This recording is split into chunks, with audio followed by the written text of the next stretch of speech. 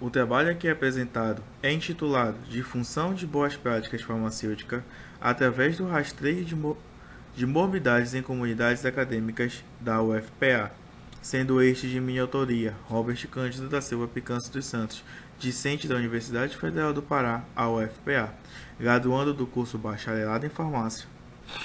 Tenho como coautores Breno Farias Botelho, Gabriele Maia Pismel, Jaqueline Nascimento Gonçalves, Micaele Bezerra dos Santos, Samira Costa e Silva, Vinícius da Rosa Silva Balheiro, sendo esses também discentes da UFPA e acadêmicos do curso de farmácia.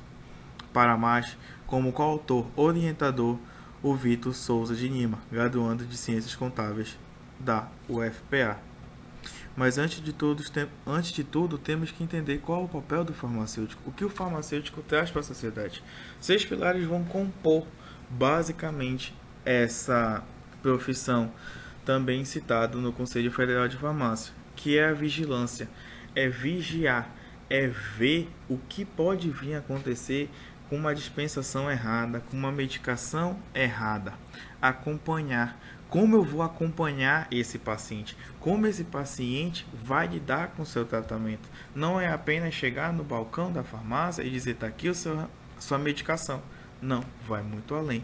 Da mesma forma que educar é importante. Ou seja, você tem que tomar sua medicação de 12 em 12 horas. Você não pode tomar um antibiótico e depois consumir bebida alcoólica.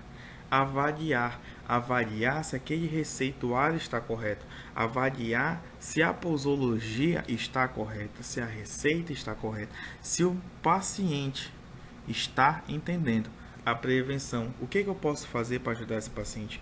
O que o farmacêutico pode fazer na prevenção? Será que é apenas dizer, tome tal medicação? Não. Vai muito além, vai além de uma conversa, de uma orientação. Chegar para o seu paciente e falar, não faça isso, não coma isso, diminua isso. A promoção, como eu vou promover esse conhecimento em minha sociedade? Como é que eu vou levar? Como é que eu vou chegar? Como é que eu vou fazer com que esse conhecimento venha a ser expandido? Por esse trabalho, teve como objetivo analisar dados levantados por alunos de farmácia durante a ação de promoção e prevenção à saúde, através de atendimentos de pacientes inseridos de uma perspectiva da atividade de hiperdia. Como isso se deu? A Universidade Federal do Pará cedeu o complexo do Vadião, onde foi desenvolvida essa atividade. Ou seja, essa atividade teve a intenção de trazer pessoas até esse complexo, onde elas passaram por uma entrevista, onde foi perguntado nome, idade, se morava na região, em qual localidade, né? E foram feitos alguns testes. Dentre esses testes, os principais foram o teste glicêmico, pressão arterial e foi medido o índice de massa corporal, verificando altura e peso. Como resultado, foi obtido alguns parâmetros. Sendo assim, nós vamos dividir em 2 grupos, um grupo de mulheres e um grupo de homens. O total, a quantidade de pacientes que se obteve foram 14 pacientes, certo? Ou seja, 7 mulheres e 7 homens. Quando a gente vai classificar o IMC, nós temos que classificá-lo em sobrepeso, peso normal e obesidade grau 1, que são os que mais apareceram de acordo com os nossos dados. Quando eu falo de sobrepeso, é perceptível que as mulheres apresentam cerca de 71,42% desse grupo, enquanto os homens não apresentaram nenhum resultado. Da mesma forma, quando eu obtenho o peso normal, as mulheres têm uma caída. Em contrapartida, os homens surgem. Ou seja, eu tenho um público de 14,28 mulheres, enquanto os homens aparecem com 85,71%. Por fim, eu vou ter a obesidade grau 1, aonde aparece 14,28% das mulheres e 14,29% dos homens.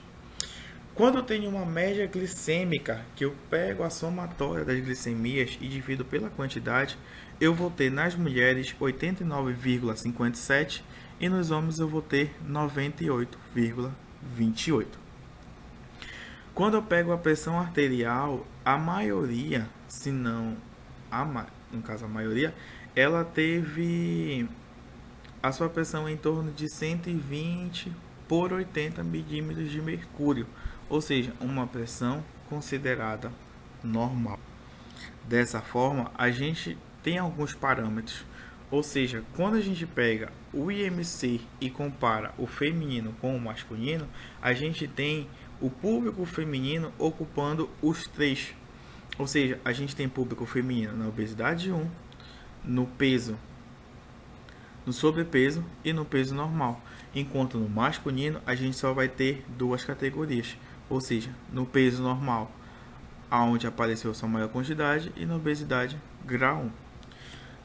Dessa forma, quando a gente avalia a glicemia, a gente vai encontrar um público feminino estável, onde a sua glicemia aproximadamente vai girar em torno de 90, o que é uma glicemia boa.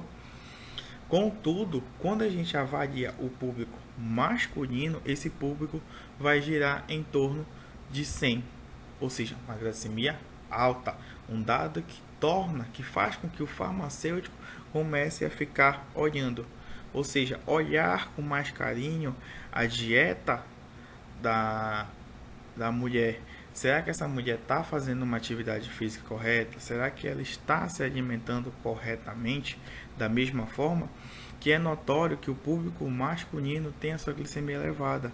Será que esse meu paciente não está consumindo amido demais? Será que ele não está consumindo sacarose, açúcar, glicose demais, glicose elevada, para estar tendo essas taxas altas?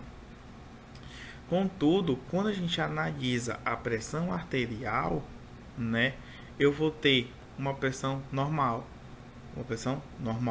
tanto para o público masculino como para o público feminino. Aqui está algumas das referências que foram utilizadas nessa pesquisa e permanece aqui o meu muito obrigado.